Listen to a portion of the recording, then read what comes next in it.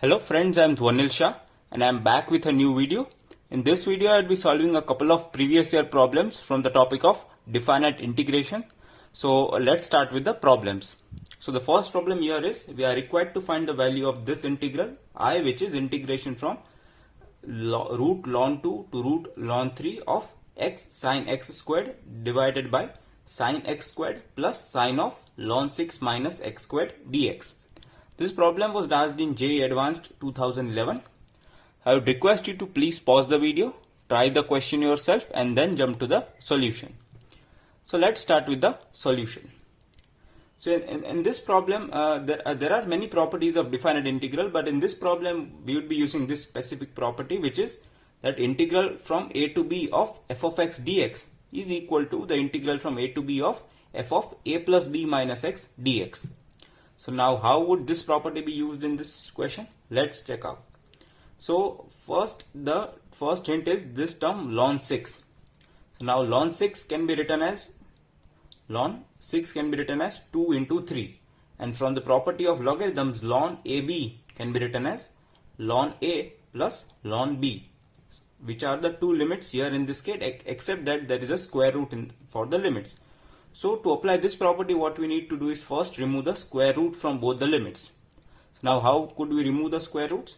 So what you could do is substitute x squared as t.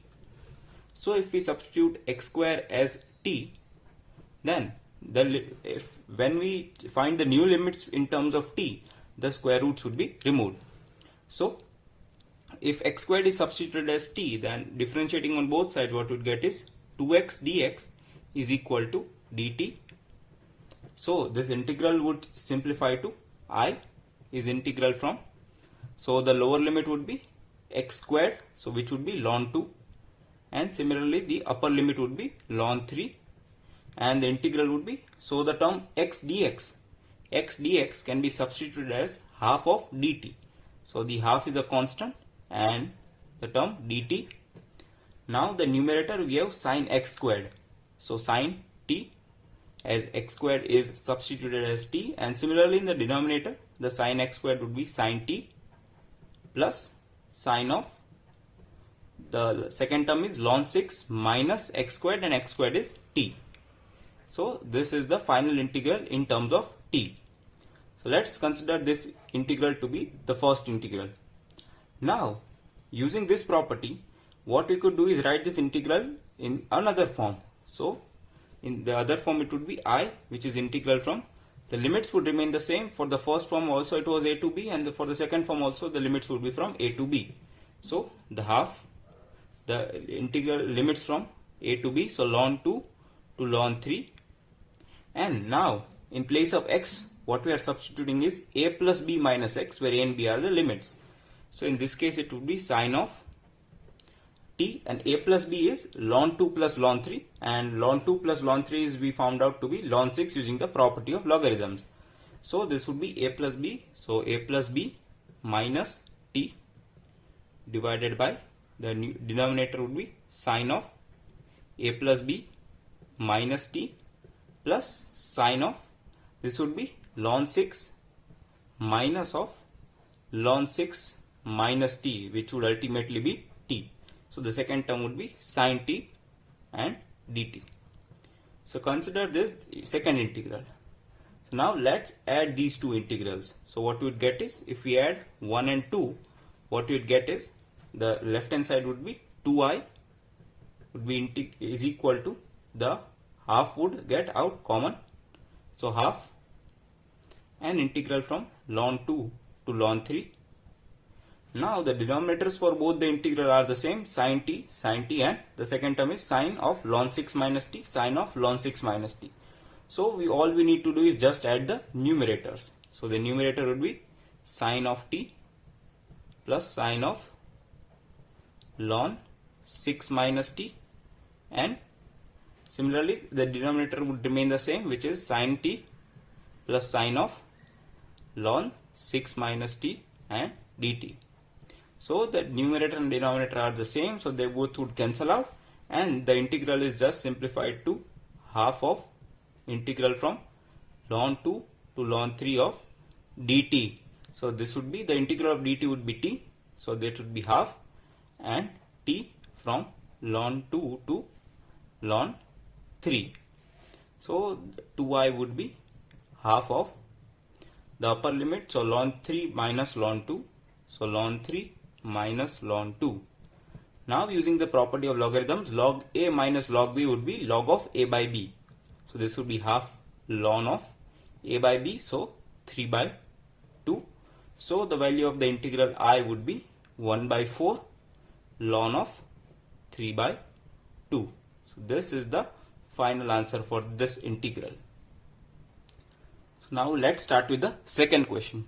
In the second question we are said that for a belongs to the set of real numbers such that a is not equal to minus 1, we are given that the limit equals 1 by 60. What we are required to do is find the value of a. This problem was asked in JEE Advanced 2013. I would request you to please pause the video, try the question yourself, and then jump to the solution. So this problem is from the topic of definite integral as a limit of sum.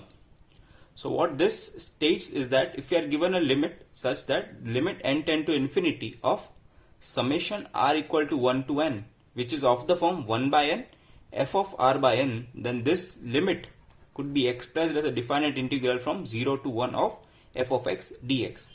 So we need to create this type of form for in the above question. So hence we could simplify it as an integral and then find the value of a. So let's start with the problem. So here we need to simplify this limit.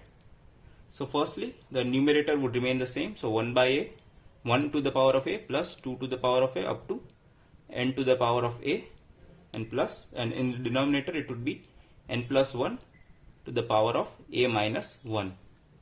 Now this bracket, so there are n terms in this bracket. So the first term is na for all these terms. So na would be n times. So that would be n times na, and the remaining sequence would be 1 plus 2 plus 3 plus 4 up to n.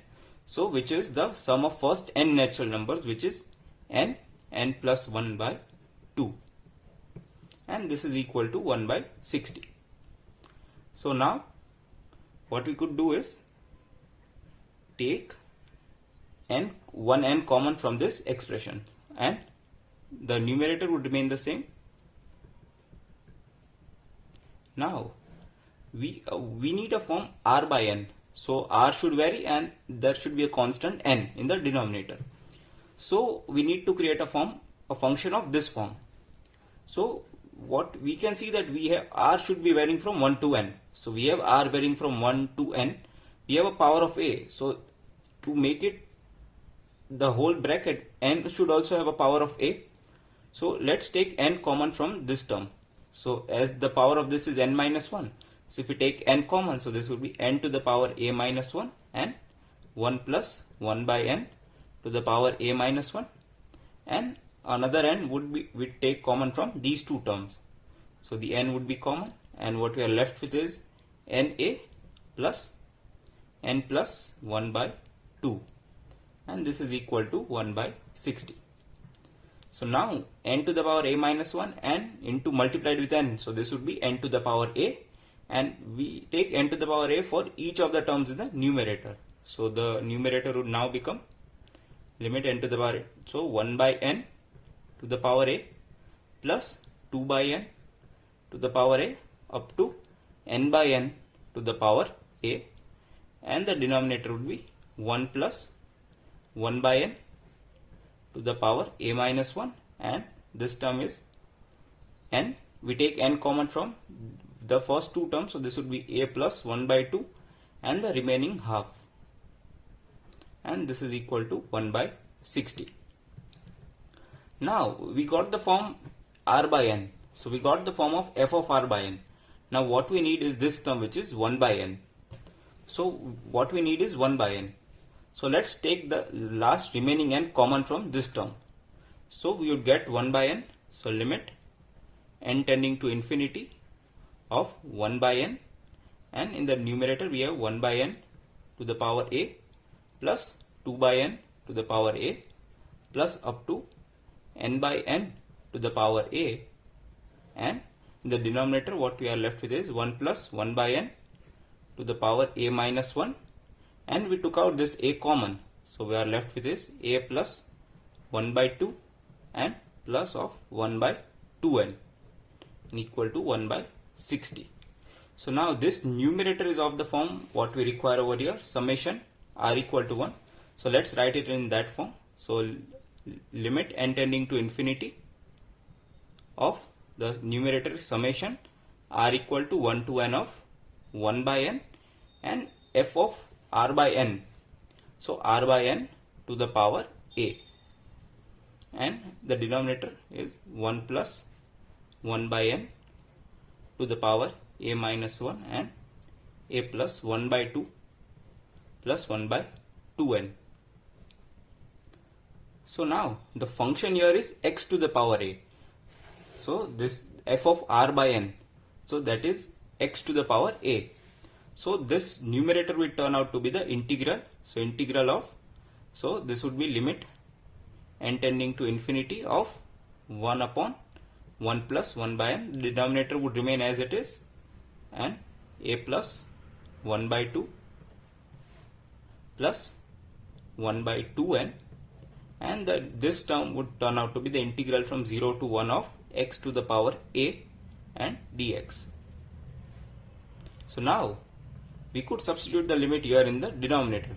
So as n tends to infinity, so 1 by n would tend to 0, and so this term would be 1, and similarly here also 1 by n would tend to 0, so this term would also become 0, and what we are left with is this term a plus 1 by 2, so which would be 2 upon 2a plus 1, and this integral would turn out to be, so x to the integral of x to the power a would be x to the power a plus 1 divided by a plus 1, and the limits are from 0 to 1, and this is equal to 1 by 60. So now this integral is 2 by 2a plus 1, and the second term, if we substitute the upper limit which is 1, so this would be 1 by a plus 1, and the second lower limit is 0, so this term would be 0, so no need to write, so this is 1 by 60. So we got a quadratic equation in terms of a, which is 2a squared plus 3a minus 119 is equal to 0. So now all you need to do is find the roots of this quadratic equation. So this could be very easily found using the quadratic formula, which is minus b plus minus root of b squared minus 4ac divided by 2a. So on finding the roots of this equation, we would get two values of a. So the first value of a is 7 and the other value is minus 17 by 2. So these are the two values of a for this question. So if you like the video, do hit the like button and do share the video with your friends who are currently in classes 11th or 12th and preparing for JEE. And if you haven't subscribed to my channel, do press the subscribe button for more such interesting videos on mathematics. Till then, goodbye.